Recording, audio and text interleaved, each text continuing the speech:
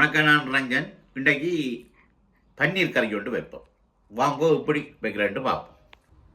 நாங்கள் இன்றைக்கு பன்னீர் கறி வைக்க போகிறோம். பன்னீர் எடுத்து வச்சுருக்கிறோம். பட்டி, தக்காளி பழம், பச்சை மிளகாய், கருவேப்பிலை, கரை மிளகாய், உள்ளி.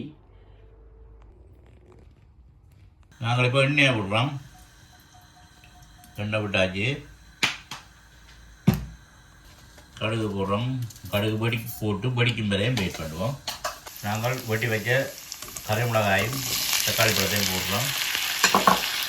அதோட பச்சை மிளகாய் போடுறோம். அதோட உள்ளியை போடுறோம்.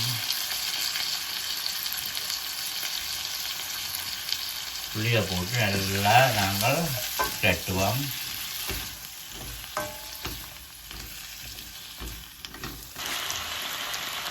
நாங்கள் உப்பு போடுறோம். உப்பு போட்டு கொஞ்சத்துக்கு நல்லா அவிஞ்ச விடுவோம். கறி அவிஞ்சிட்டுது. நாங்கள் இதுக்கு இப்போ கறி பவுடர் போட போகிறோம். கறி பவுடர் உங்களுக்கு அளவு ஏற்ற மாதிரி போடுவோம். நாங்கள் 2 ஸ்பூன் கறி பவுடர் போட போகிறோம். 1 2 காணாது போடுறதுக்கு நம்ம நேரம் கரண்டி போடுவோம். நாங்கள் இப்போ கறி பவுடர் போட்டு மிக்ஸ் பண்ணி போட்டு பால் விட போகிறோம்.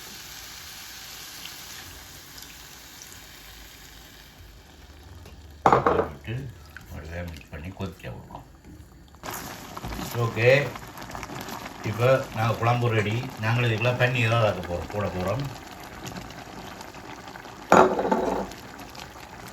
பன்னீரை போட்டு அப்படியே நாங்கள் மிக்ஸ் பண்ணி போட்டு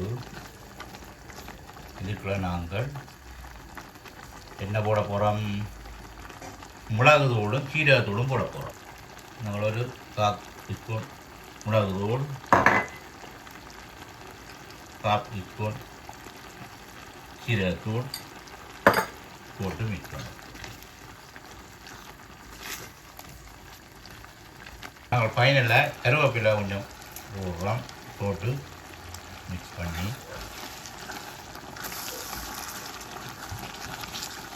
நாங்கள் கறியை நிப்பாட்டுவோம். பன்னீர் கறி ரெடி பாருங்க. அந்த மாதிரி வந்திருக்குது. உங்களோட வீட்டில் நீங்கள் ட்ரை பண்ணுங்க. எப்படி சமைச்சாண்டு கமெண்ட் பண்ணுங்க. அடுத்த காணொளியில் உங்களை சந்திக்கும் வரை சுடுவது சந்திக்கும் வரை அடுத்த காணொளியில் உங்களை சந்திக்கும் வரை உங்களை இருந்து விடைபெறுவது ரஞ்சன். Thank you, bye bye. கமெண்ட் பண்ணுங்க, ஷேர் பண்ணுங்க, லைக் பண்ணுங்க.